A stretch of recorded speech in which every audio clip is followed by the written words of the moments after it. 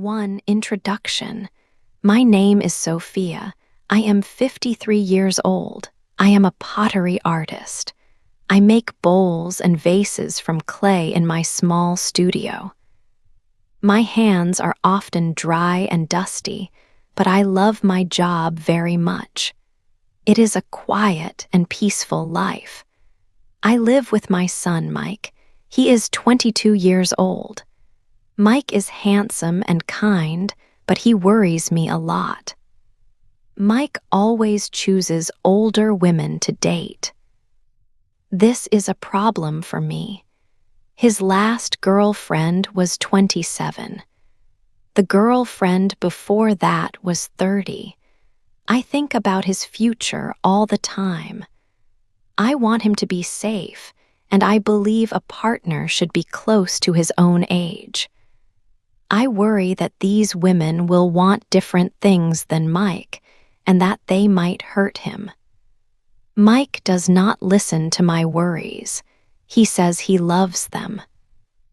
Today, Mike brought a new woman home. We were going to have dinner together. Her name is Lucy. Lucy is 42 years old. This age difference is very big. She is 20 years older than my son. This large gap made me feel very nervous immediately. Lucy is beautiful. She wears nice, expensive clothes. She looked very elegant and confident when she walked into my house. I watched her closely. I tried to be kind, but it was difficult. Lucy wore a bright red dress. I was wearing simple gray clothes. I looked at myself, and then I looked at her. I felt small and old next to her bright presence. I felt like I was invisible. I was just the mother who makes dinner.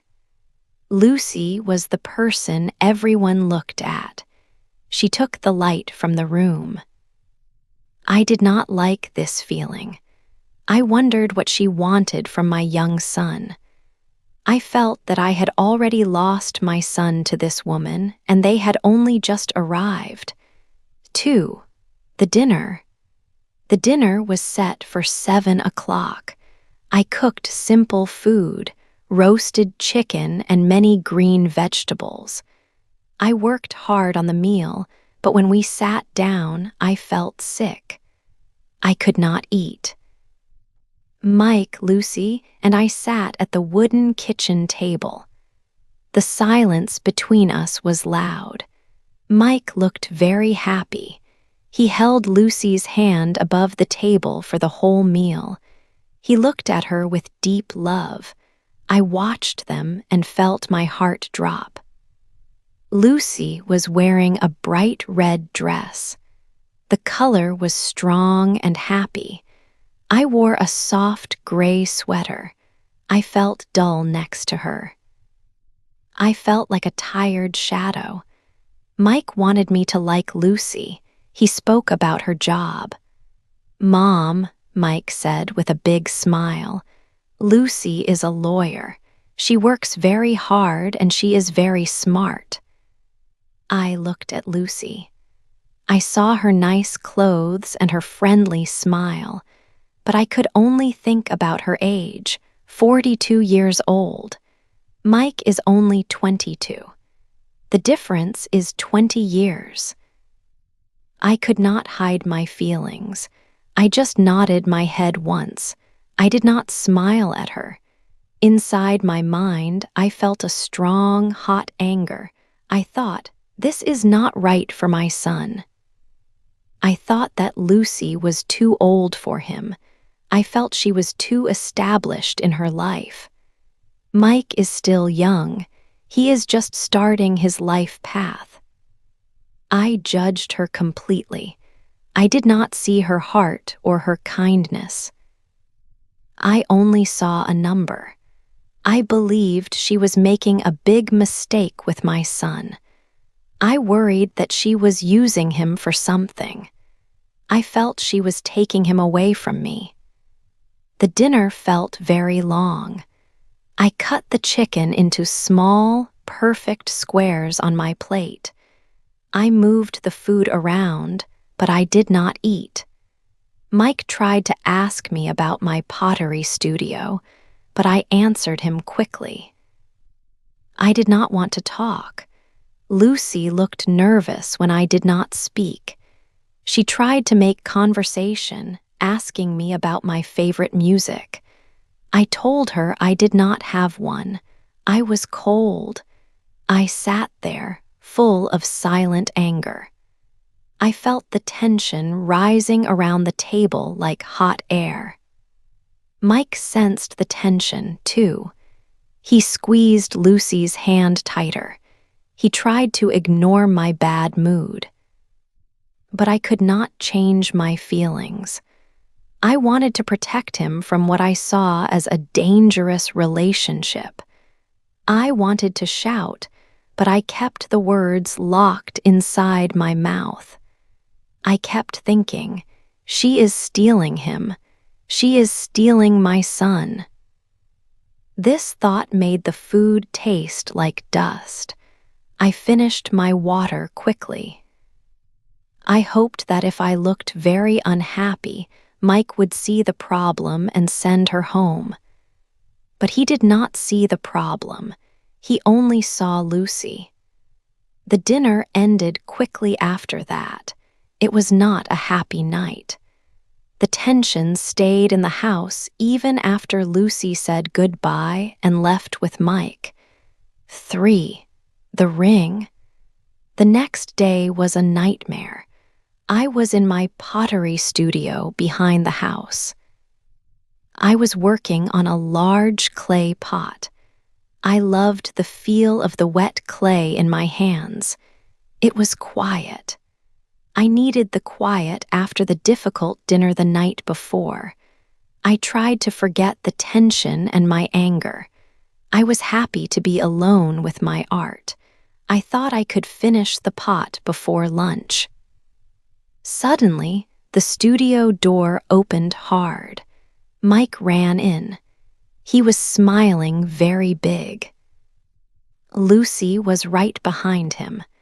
They both looked very excited and happy. Mike pulled Lucy closer to the work table where I stood. He was beaming. "Mom, look," Mike shouted. His voice was full of joy. Lucy held up her left hand. A diamond ring was on her finger. It was big and very shiny.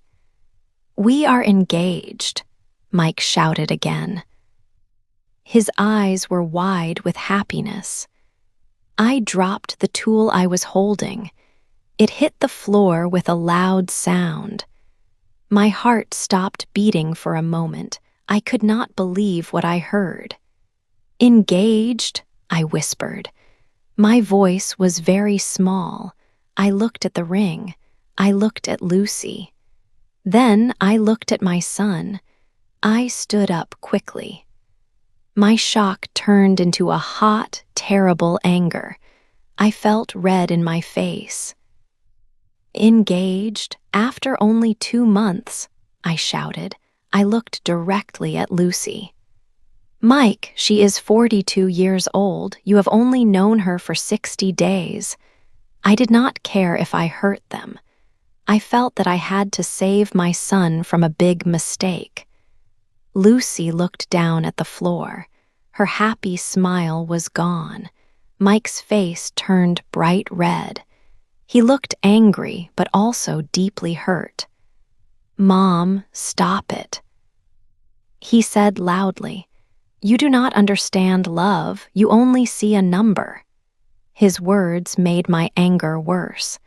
I felt that he was choosing her side against me.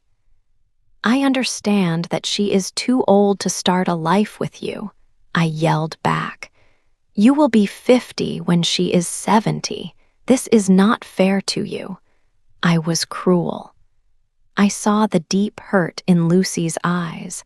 I saw the disappointment in Mike's eyes. I realized I was destroying the moment, but I could not stop the words. The sadness and anger were too much for me. I needed to leave. I needed to escape the small room and the fight. I quickly took off my dirty pottery apron. I threw it onto the clay table. I did not look at them again. I walked fast out of the studio, through the house, and out the front door. I got into my car and drove away quickly. The club. Sophia drove quickly to the city. She needed to escape the house and the terrible fight. She found a small jazz club she knew. It was dark, smelled of old wood, and felt safe. She sat alone at the long bar. She ordered one large glass of red wine. She felt foolish and very old after shouting at her son. A man sat next to her. He seemed kind and calm. His name was Arthur. He was about 48 years old and worked as an architect. Sophia suddenly needed to talk. "My son is making a very big mistake," she told Arthur in a low voice. "He is only 22. He wants to marry a woman who is 42. Arthur listened carefully to her long story. He did not say that she was right or wrong. He did not try to flirt with her. He spoke like a wise and thoughtful friend. Sophia told him about the new diamond ring and her terrible, cruel reaction. Arthur then spoke gently. "You only see the difference in their ages," he said. "The 20 years between them." He looked directly into Sophia's eyes. "But think about your son, Mike. Does Mike feel that you truly see him, or does he only feel judged by his mother?" This question was very difficult for Sophia to answer. Arthur suggested that Mike might choose older women because they listen well. Perhaps they see his true self and his feelings. Sophia realized she had only looked at the numbers. She had missed seeing her son's heart. She had been too focused on her own fear of losing him. Arthur gave her strong advice. "If you continue to fight this relationship, you will definitely push your son away," he warned her. His words hit Sophia very hard.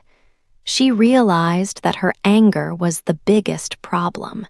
She needed to change her perspective immediately. She finished her wine. Arthur's wise words were the turning point. She knew she had to go home and stop being the judge. The drive home. Sophia sat in her car for a long time. She did not move. She thought about Arthur's words. They were simple, but they were true. She had felt invisible at the dinner table. She hated that feeling. But she realized she was making Mike feel unseen too. She was looking at a number, not her son. She was scared to lose him, but her anger was pushing him away quickly. This idea hurt her more than Lucy's age. She realized she was being a hypocrite. She wanted others to see her, but she refused to truly see her son. She had treated Mike as if his feelings were not important. She had shouted cruel words that afternoon. She had pushed him away when he needed her support.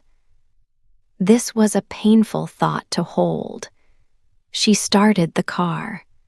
The drive home was slow and quiet.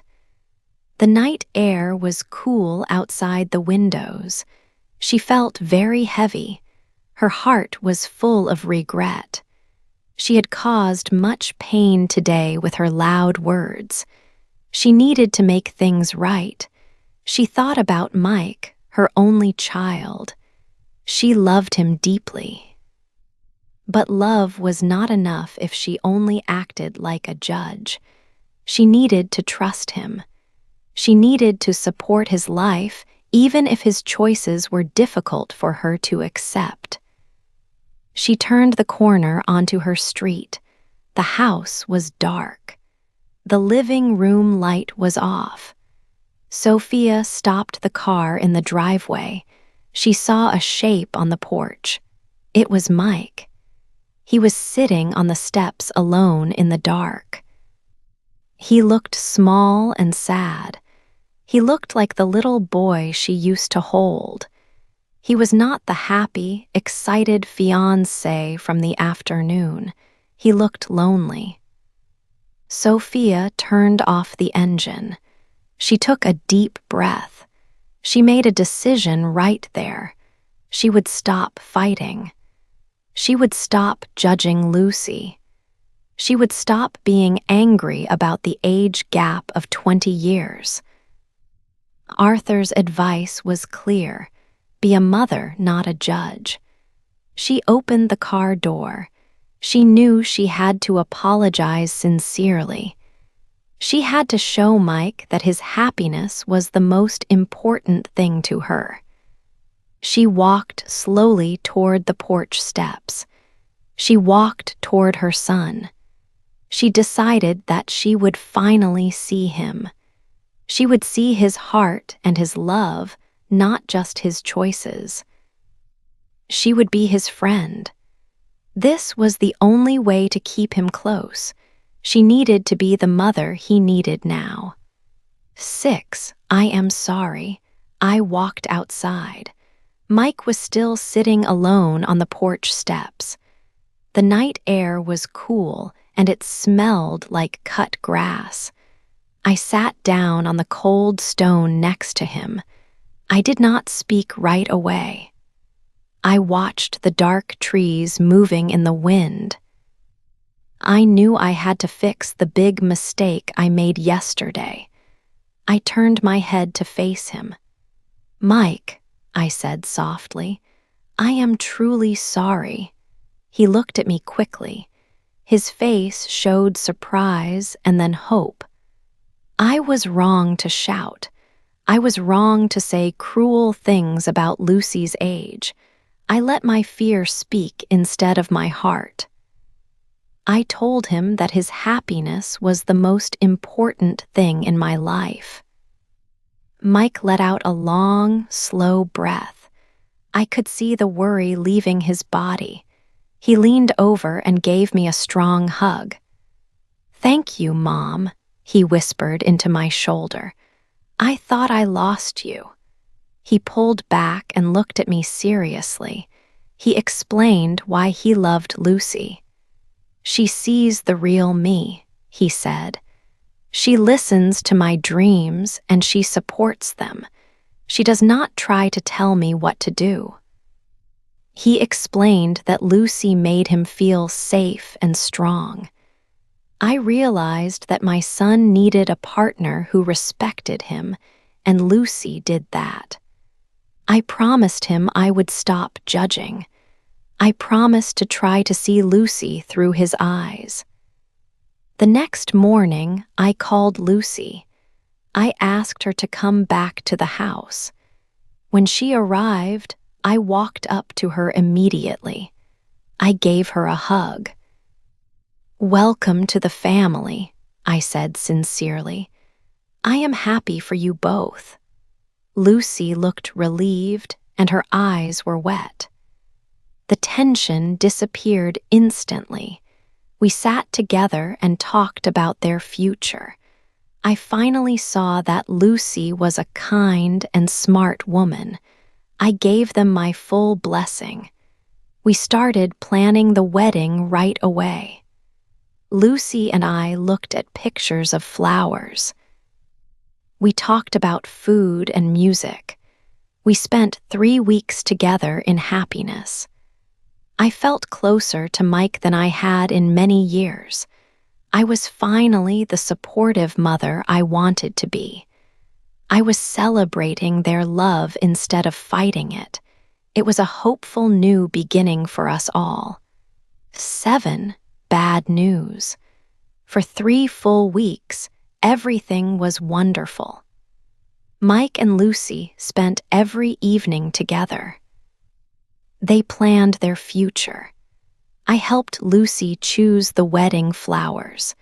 We looked at pictures of white roses and bright yellow tulips on my computer.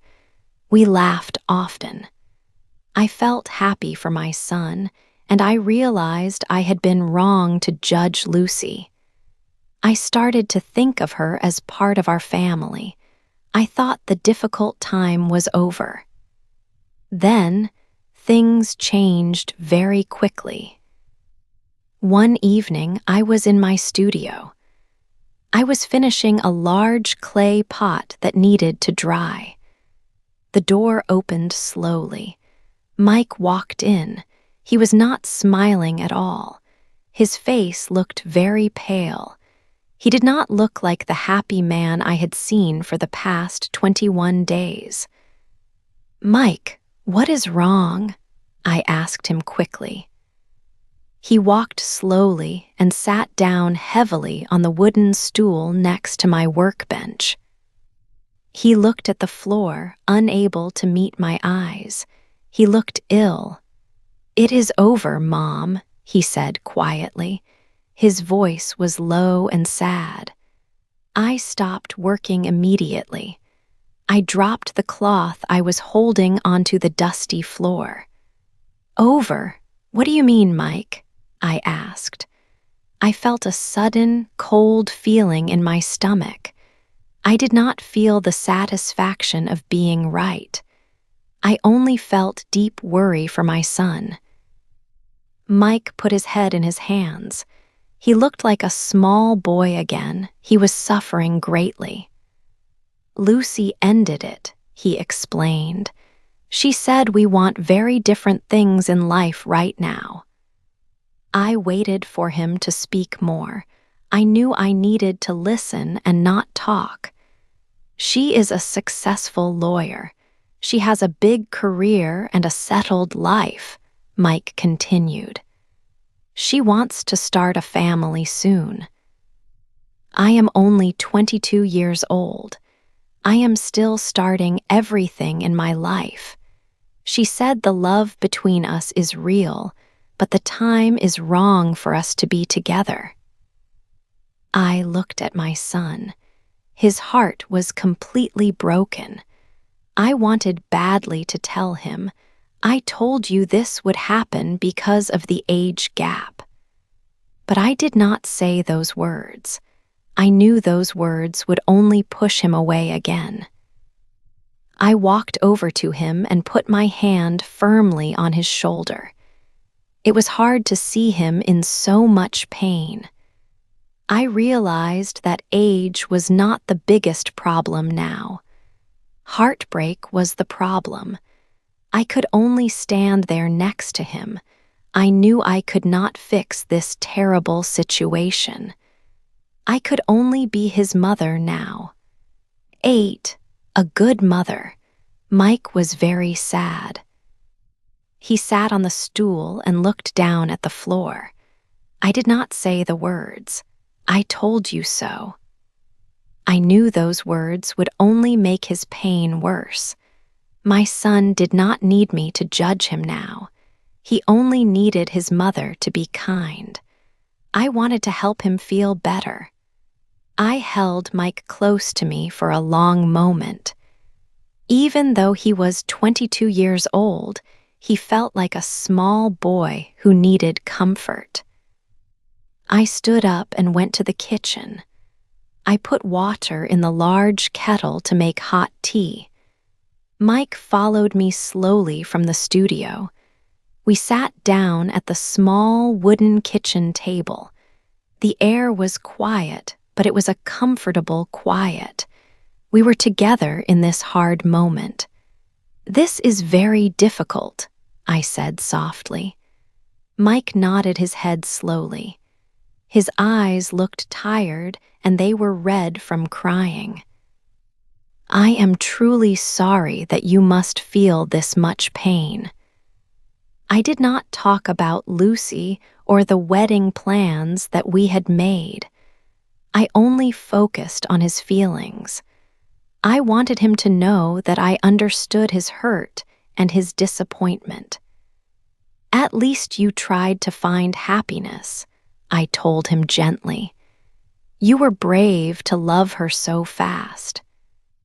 You were honest about your feelings, and that is the most important thing. Mike looked up at me. He managed a very small smile. It was a sad smile, but it felt real and honest. "Thank you, Mom," he said. His voice was quiet and low. "Thank you for not being angry at me now. Thank you for not saying cruel things about Lucy. You are being my friend now, and not just a mother who controls everything." Hearing those words made my heart feel very warm inside. It was the most important lesson I had learned in all my years. I finally understood that my job as a good mother was not to control his path or choose his partners. My job was only to walk right beside him, no matter where he chose to go or what mistakes he made. I had wanted to tell him where to walk, but now I knew I must only support his steps and his decisions. I had stopped looking at Lucy's age. I had stopped looking at Mike's quick engagement. I only saw my son who was quietly suffering. Our relationship was now much stronger than it was before the engagement. We had found a new, quiet peace together in the kitchen. I knew that we would be okay. I felt like I was finally the mother he needed.